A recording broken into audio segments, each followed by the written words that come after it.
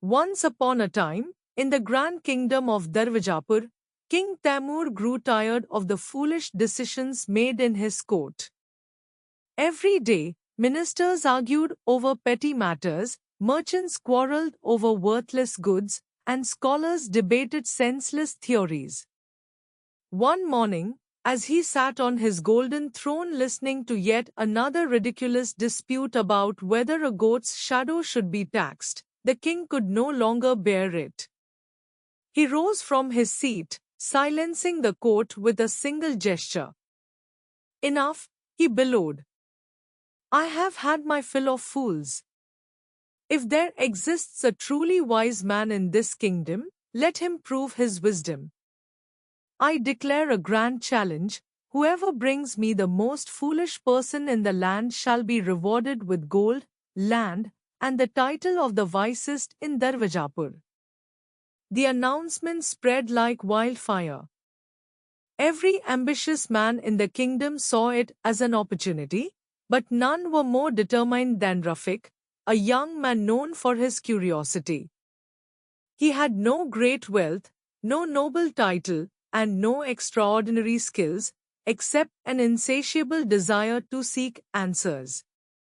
As he stood in the marketplace, listening to the murmurs of traders and travelers, he thought to himself, if I can find the greatest fool, I will no longer be just an ordinary man. I will be known as the wisest.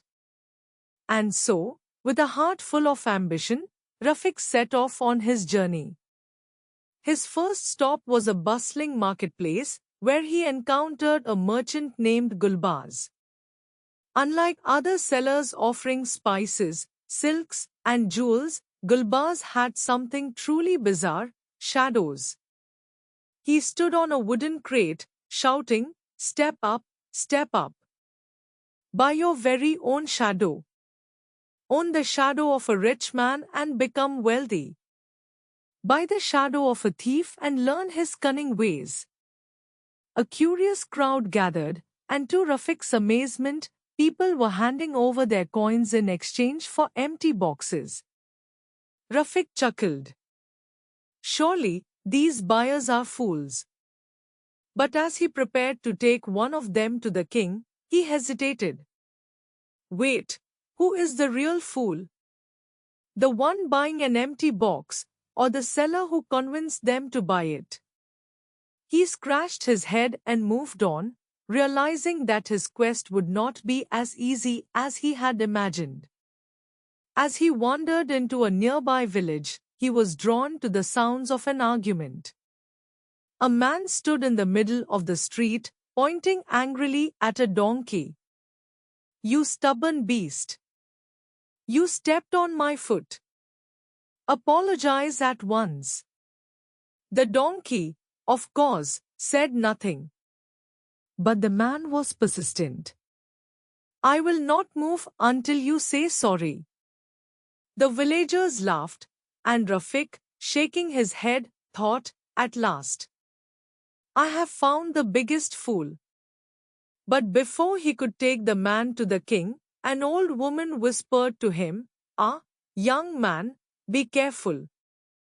The real fool is not the one arguing with a donkey, but the one who wastes his time arguing with a fool." Rafiq sighed and continued his journey. Further along the road, he came across a grand library where a renowned scholar, Professor Barkat, was said to live. The professor was known for his vast knowledge, and Rafiq was eager to meet him. Upon entering, he found Barkat surrounded by books, deep in study. His eyes were sunken, his face pale, and his hands trembled from weakness. "Ah, knowledge is everything," Barkat declared as Rafiq approached. "I have spent my entire life reading, discovering, and unraveling the mysteries of the universe." Rafiq admired his dedication but noticed something strange: there was no food or water in sight. "Sir," he asked gently, "have you eaten today?" "Eat?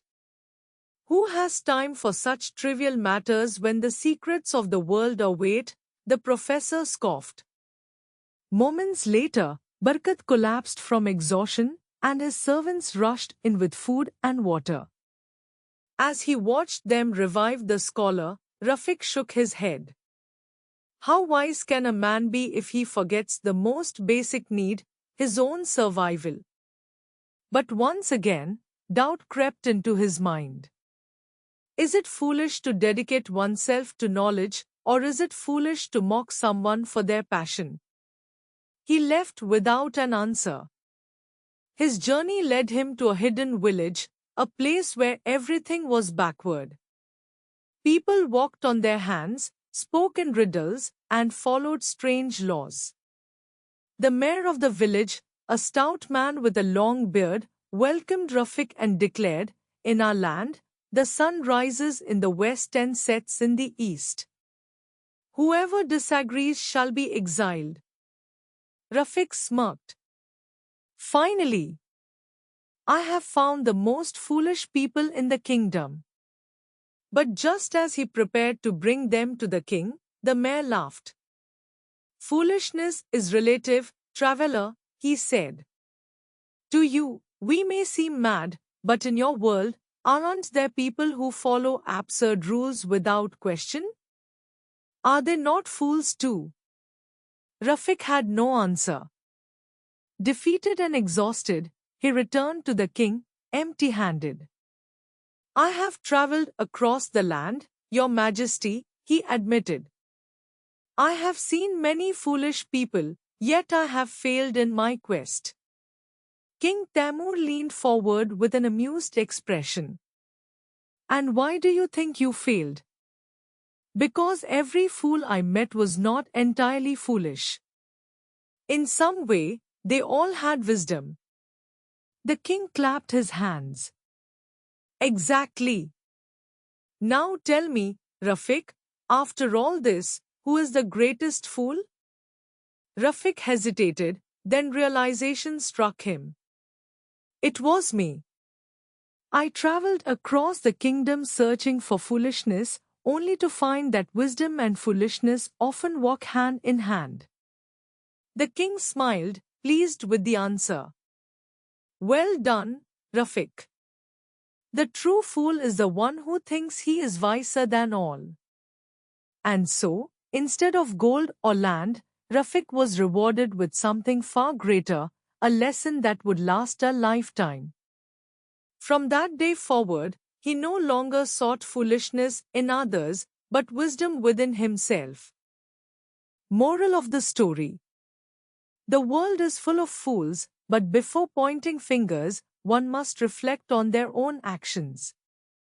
Wisdom is not in avoiding foolishness but in understanding it.